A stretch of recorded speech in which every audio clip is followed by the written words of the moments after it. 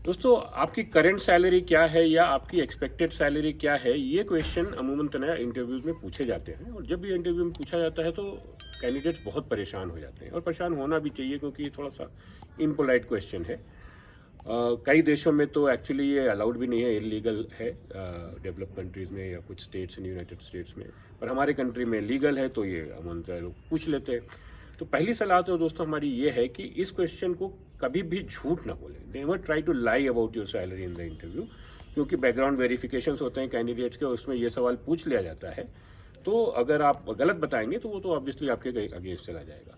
But at the same time it is a good strategy कि इस सवाल का जवाब ना दिया जाए। पर इम्पोलाइट वे में अगर आप बोलेंगे I don't want to disclose, so that will go against you.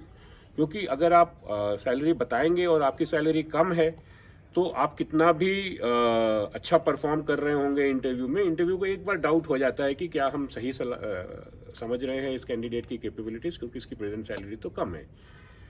और अगर आपकी सैलरी बहुत ज़्यादा है, मार्केट से ज़्यादा है, और पर आप इंटरेस्टेड हैं इस रोल में, तो भी वो आपके खिलाफ जाता है, because interview will not pursue it any further, क्योंकि उनको लगेगा तो बजट के बाहर है कैंडिडेट। तो दोनों ही हालत में सैलरी बताना जो है हमारे फेवर में नहीं जाता है। तो पोलाइटली हमें इस क्वेश्चन को डक करना है, और the way to duck is to say that I would not like to disclose my present salary. Instead मैं ये जानना चाहूँगा इस रोल या रिस्पॉन्सिबिलिटी के लिए आपका बजट क्या है।